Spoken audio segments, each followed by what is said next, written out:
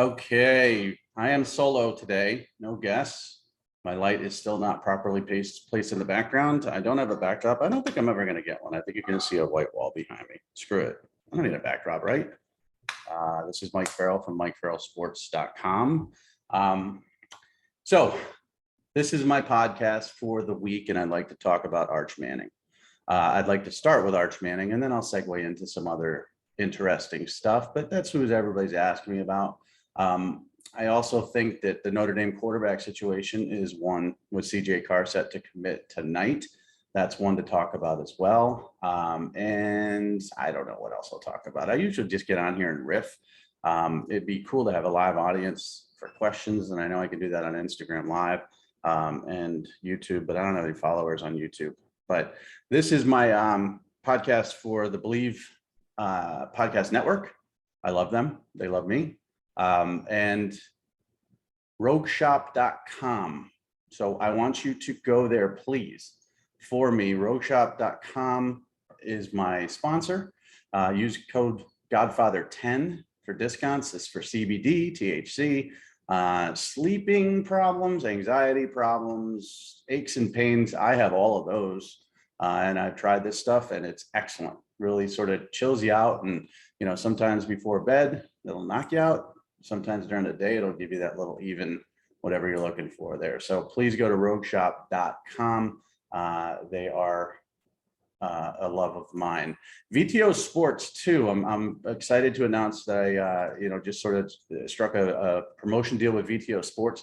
Go to them, VTOsports.com. They've got a big camp coming up in July that we're going to start promoting, but also next season's camp schedule. I'll probably be involved with those guys, Vince Jacobs Sr., Vince Jr., guys I've known forever. When I was with Rivals and the camp situation was as such, Nike started charging for access, and everybody wanted to make money off of Yahoo to try to, cover their camps and stuff like this. It was just like everybody had their hand out. And I'm like, you know what? Let's just start our own camps. Forget it. We'll just do what they do. And we did with VTO, and it turned into the Rivals Camp Series. It turned into the 5-Star Challenge. It turned into all that stuff. Now, all of that's not the same as it was before, but at the highlight of it all, it was me, VTO, Vince is the V in there. Our first one was in Atlanta with, I don't know, trying to think of names of guys, first rounders. I mean, they're not NFL superstars, but the OJ Howards of the world, the Jalen Smiths of the world. He was a second rounder. Laquan Treadwell, Eli Apple. Who else was there? I don't know. There were just so many talented, and I'm missing some of the big ones too, which is crazy. But there were a ton of kids. I should look back on that and do a review of it because it was fun. And then we moved to NFL stadiums, and this was all VTO. It was all my friends at VTO. So go to VTOsports.com as well. Check them out. If you're, a highly talented player and you're in that region, North Carolina region, you're going to want to attend this camp in July. So you could DM me about it as well. But let's get to Arch. Okay, enough of the commercials. Here's my latest intel. Talked to some people. Obviously the Georgia visit went very well as expected. The roadmap was laid out for success. But I'm gonna jump in here with a couple problems for Georgia. Ready? First is quarterback development. They haven't really done a great job of that. Obviously, the Jake Fromm versus Justin Fields thing, I think, is being used against them, or at least is a question mark in the Manning's mind as to how could you have those two human beings together and choose that one, Jake Fromm, and not Justin Fields, who ended up going on to obviously be great at Ohio State, be a first rounder, blah, blah, blah. That's a question that Kirby had to answer. I'm not sure what his answer was, but it's a question. Todd Monken is the offensive coordinator. I'm sure there were some questions asked to Todd Monken about how long are you going to be there. He's a hot name, and he's a guy who he doesn't jump around a ton, but he was a former head coach, group of 5 level. He's a former NFL coordinator. Now he's at the offensive coordinator level at Georgia. So the next step for him, if they have a successful year, could be into the group of 5 head coaching circles again, Power 5 head coaching, back to the NFL. So questions about his stability there too. Beyond that, Athens is a great city. He bonded with the people he met. He likes the roadmap for success. This came to me today, and I'm not sure if it's true, but he's not opposed to redshirting. Now, this sort of flies in the face of everything that I've been told over the last couple of years about Arch, that he wanted to play early. I still think he wants to play early, but the opportunity or openness to redshirt really plays well for Georgia, I believe, honestly, and for Alabama, but I don't think he's going there. And for Texas, all three of them. But if you look at the quarterback situation, Stetson Bennett's going to be gone. Brock Vandagriff is there. Gunnar Stockton's there. Carson Beck's there. I think Arch is better than Carson Beck. Vandagriff hasn't developed as well as I expected him to. Otherwise, he'd have beaten out a walk-on in Stetson Bennett. And Stockton's new. He's a freshman. So, I don't think there's as much of a threat to early playing time at Georgia, but let's just say that he had to sit a year. I've been told that he might do that. Interesting. He's going to Alabama this weekend. Alabama's got Bryce Young leaving. Jalen Milroe is there. He's excellent. Ty Simpson. They took Eli Holstein in this class. Again, if he's open to redshirt, Alabama's opportunity for playing time sort of becomes a little bit different. And then Texas with Quinn Ewers having another year after this upcoming season. Again, that's another situation. So what I've gleaned today from talking to people, multiple people today, is Texas is in the driver's seat here. Georgia is coming off a great visit. He feels comfortable with everything he learned there, but Texas has the last visit, and that's extremely important. And not last visit. This could go on until the season. This could go on until after the season. He is eligible, I believe, for early enrollment. So I could see him committing or waiting until December rather than February, but he could take this further. And honestly, I wouldn't blame him. I'll get into where I think he should go in a couple seconds, but my biggest issue with Texas is, he loves Sark. He loves Sark, right? Has a great relationship with Sark, loves Austin, loves the opportunity in Texas. His dad, Cooper, does business. The heck's that noise? Does business there. My dog's playing with his toy. Rocco, come on, buddy. What are you doing? There you are. Cooper does business in Texas. Not that matters, but money's not a factor here for the family. Hi, buddy. But the biggest issue is winning with Texas. So can I see Arch Manning committing to Texas in June and then having Sark on the hot seat midway through the season? I don't know. Ole Miss is out of play here. And it was reaffirmed to me today that it's sort of a Lane Kiffin issue. Not only Lane Kiffin leaving Tennessee the way he left Tennessee and sort of, butting heads with Peyton in that way, but also is Lane Kiffin going to stay at Ole Miss? Will he be the head coach? Sark will be there if he's not fired. Saban will be there for as long as he wants, and Kirby will be there as long as he wants. But Kiffin could jump around. He could jump to the NFL. He could jump to a different job. He was rumored to be involved with a couple of job openings last year. So that's the issue. I was also told that Alabama is some place he would never really play. Even though he's going to visit this weekend and they're one of his three finalists, they would have to play Ole Miss every season. And this is an Ole Miss family. So it's kind of weird. On the one hand, he's not going to Ole Miss because of, this, that, and the other with Kiffin. But on the other hand, I talked to a source today who mentioned the scheduling over and over again about how Alabama is going to play Ole Miss, all 3 years that Arch would be there, or 4 years that Arch would be there. And Georgia, he may never play. And Texas, he probably never play. Now, again, the SEC is taking in Texas. We don't know what the pods are going to be like. We don't know the time frame on all that stuff. So that's all new and to be determined. But really, that did come up. And it was surprising to me that, playing against Ole Miss would be a factor here whatsoever. But the Mannings are different people. And again, you've got the patriarch in Archie, who's an Ole Miss guy. You got Eli. Cooper went to Ole Miss. Had to medically retire. There's my dog. because of spinal stenosis, but I mean, they're an old Miss kind of family. The other thing that kind of hurts Georgia is Matt Luke leaving. Matt Luke and Cooper were very good friends from what I was told. So, that might not help Georgia's case. So a couple of days ago, I said Georgia leads. I do think they do lead. I think if, let's say, official visits are canceled and they're, somehow Alabama and Texas are blocked off from the world and Arch can never get there, right? Let's just say, or he has to decide today. June 9th, Arch, you have to decide. The NCAA put in some sort of crazy rule. That's where he's going today, Georgia.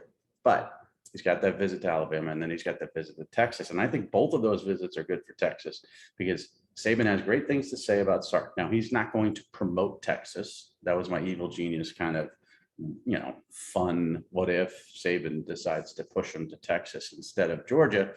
But I think he's going to not rave, but he's going to say complimentary things about Sarkisian and the way he runs his offense and the way he helped develop his quarterbacks. That's pro Texas, right?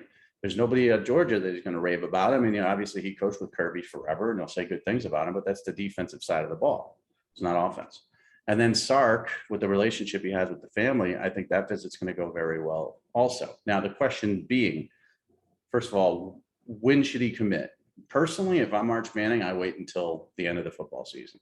I want to see how many games Texas wins. I want to see how the fan base and the alumni and all the NIL people and boosters and all that stuff are treating Sark. If it's the way it was last season when they lost to Kansas and they had a horrible end of the season, I'm not going there, period, because I know he's not going to be there for me. Now, if he has a good season, a surprisingly good season, then that's the place I think he's most comfortable with, and probably the place he would go, and maybe even should go. It's closer to Louisiana. It's not SEC football. Doesn't have to play Ole Miss. There's less quarterback competition there overall. I think that would be the choice, all things being equal. Let's say Texas won a national championship last year, and Alabama won it the year before, and Georgia won it the year before. Let's say they're all reigning national champions in the last few years. Then you go to Texas. That's my choice. But I think you wait till the end of the season and see what happens. And then you sort of decide, because I think it's Georgia and Texas. I don't think Alabama is going to be an option here. Then you decide what you want to do if Texas is not progressing. You take a look at Monken. Is he going to still be there? You take a look at how the offense progressed under Monken this season with Stetson Bennett. Do you fit into that type of offense? And that would be Georgia number 2. Now, really, honestly, in the real world, Alabama should be number 1 for every kid. Just the track record, the potential to win a national championship, all that stuff, Nick Saban, blah, blah, blah. But again, the quarterback situation there is a little too deep for me. So let's say I'm Arch Manning's father, right? Imagine he would suck at football. He wouldn't be able to throw, I'll tell you that much, not with these hands. But I would say Texas. That's what I would say. But I would say don't commit in June. Do not, because we don't want to be a decommitment type of team. And the other thing about Texas is too, the path to the SEC and the transfer portal is more open. The SEC, you've got that February 1st deadline. If you go to Georgia and you want to transfer to Alabama or Ole Miss or someplace, LSU, Florida, all the schools that you're sort of looking at, you're under pressure to do it quicker if you want to be immediately eligible. Whereas Texas, and again, I know they're moving to the SEC, but let's say he goes to Texas next year and doesn't like it, doesn't work out, jump in the portal, you can go anywhere you want immediately as long as you're in there by May 1st. It's just an easier path. And we could see Arch Manning at 2 different schools. This is something everybody needs to consider for sure, that he could be a portal guy. Just happens in this day and age. So I think you wait. You take your Texas visit, you see if you like it, you decide in your head kind of, okay, this is the pecking order. It's Texas, Georgia, Alabama. Wait for the season to start. You're Arch Manning. You don't have to wait for the dominoes to fall, right? You are the domino. So you're going to be able to go, Alabama didn't wait and they took Eli Holstein. Who cares? You could still go to Alabama and you're better than Eli Holstein. I think you are. Let's say Georgia takes somebody great. Let's say Texas gets a great quarterback. Who cares? Just wait. You're not going to lose your scholarship or opportunity. This isn't like other situations where it's going to be like, well, we need your decision in June or we're going to move on and you're not going to have a spot here. There's a spot for you at all three of these schools, no matter how long you wait. So wait till December, then pick, see how Texas does. But pecking order right now, based on talking to people today, is my feeling is Texas first because they get that last visit, then Georgia next, then Alabama. And Alabama is a little bit further down. But like I said, if he had to decide on June 9th, I think he would go to Georgia today. Any of that make sense? Not bad, right? Pretty good intel. And I'm not getting this from Cooper. I'm not getting this from Arch. You know, I respect their privacy. I'm not, you know, blowing up their phones trying to get to them.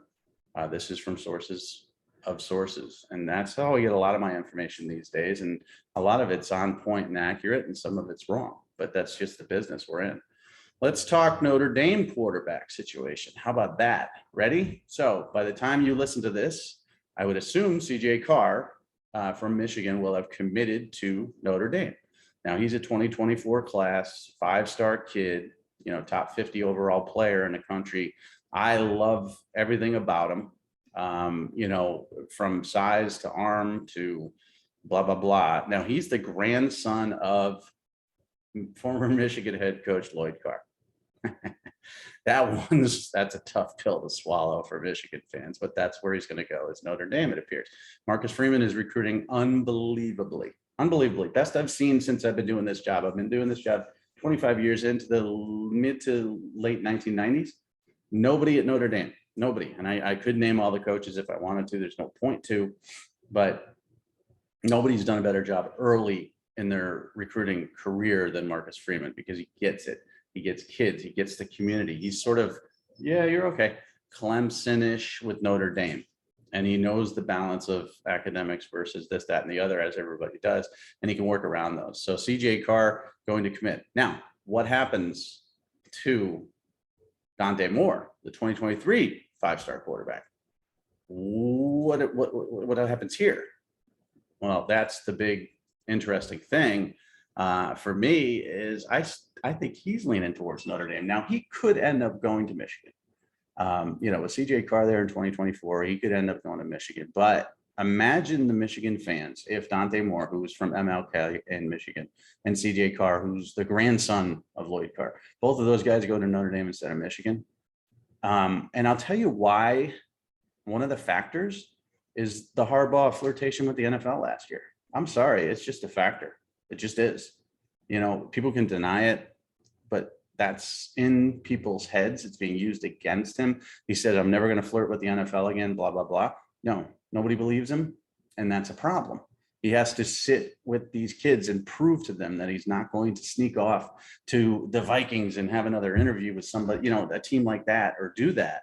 The interest in the NFL is there, you know, and compared to Notre Dame with Marcus Freeman being a new coach there, it's not. Marcus Freeman would jump to the Ohio State job, but Ryan Day's got that and he's not going anywhere. But he's not really looking at the NFL like Harbaugh is. So that's a factor. A couple other notes that I ran across today. Jaden Rashada from Pittsburgh, California. He's a quarterback, 4-star kid. He's going to announce June 18th. I think that's next week or the week after. I think it's going to be Ole Miss. That's my guess. They took his brother out of JUCO, and I'm putting 2 and 2 together and saying when you take the brother out of JUCO, it's not exactly the biggest Power 5 talent in the world. Good player, but not, you know, listen, I've seen it through the years. I've seen a lot of kids get offered for their sibling, or a lot of kids get offered for their teammate. And this one just sort of speaks to that. Now, I know Florida fans feel that he's going to go there. That was his favorite early, blah, blah, blah. Just a guess, but I think he's going to Ole Miss. I think Kiffin's going to get him too. It is commitment time. We got a lot of commitments coming up. I'll get to that a little bit more as I dig into them.